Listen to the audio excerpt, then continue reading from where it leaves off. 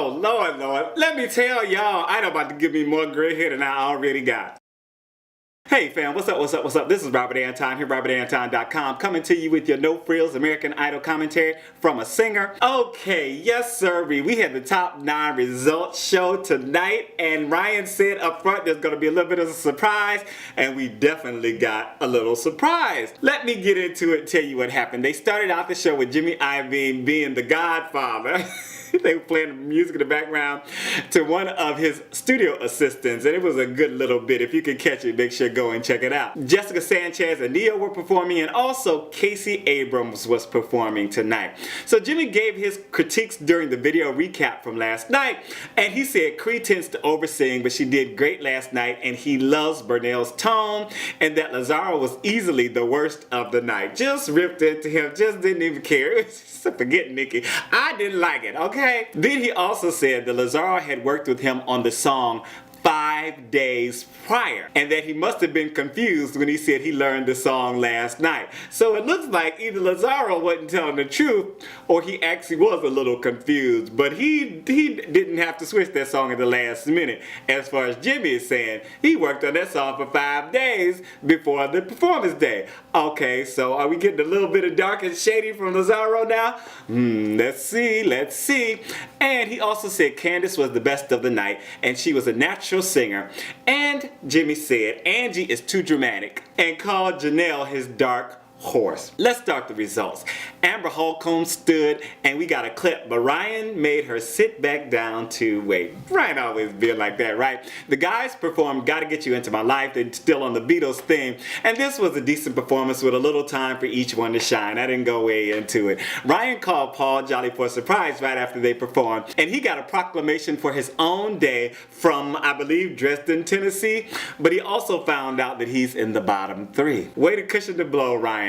Casey Abrams performed the Beatles song I Saw Her Standing There, and he gave this a really relaxed, jazzy treatment and crooned with his gruff vocal while playing the upright bass, you know, and scatting here and there. Nice vibe to the song. He's still a little scary on it, you know, but he is who he is, you know. Randy and Keith both stood for him. The girls didn't stand. And he said he has an album out, but he didn't say the name or try to pimp it out. You know, maybe Ryan cut him off. I don't know exactly what happened at that moment, but I felt like it was really a wasted moment. For one, you get up there and you sing a cover tune when you've got a new album out. Why didn't he sing something from the album? And then you get a chance to say, oh, I have a new album out, say the name of the album or something.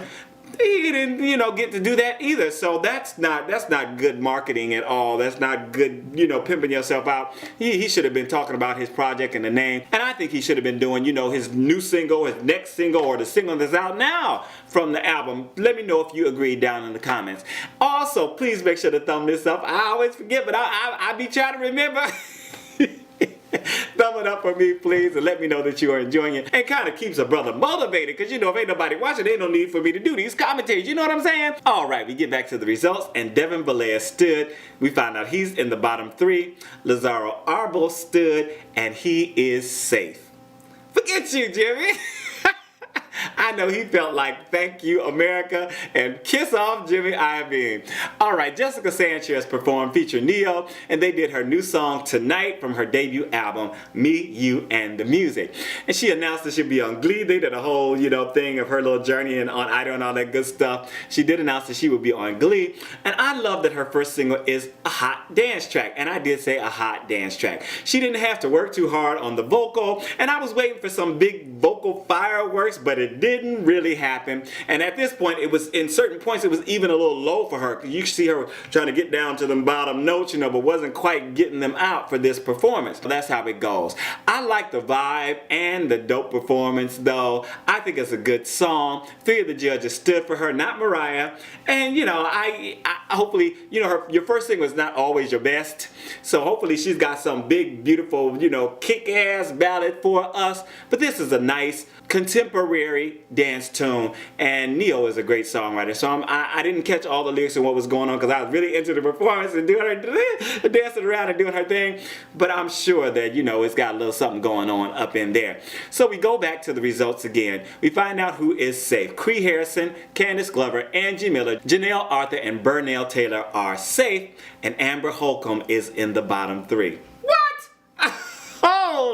won, but that must have been the surprise. Paul Jolly has to sing for his life, so the other two are safe. And Paul does Alone by Heart again, and I guess they're not working the kids too hard this season or something because they're doing the same song they've already done. Do you remember? I think did they do new songs, or did they do something? I don't remember at this moment. My mind is just a blank if they did the same old songs before. I don't remember. Pop down in the comments and let me know. You know, I'm an old brother.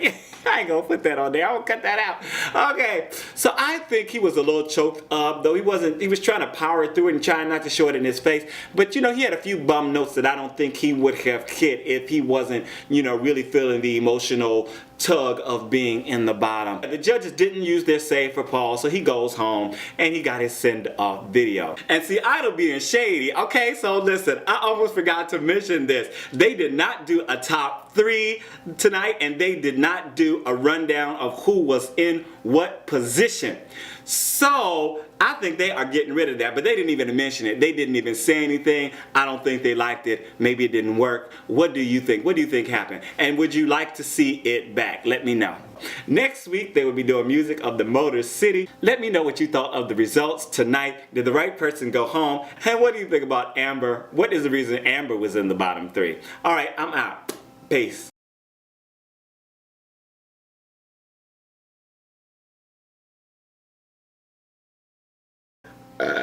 Ooh, look at this. I'm just all kind of stuff coming out.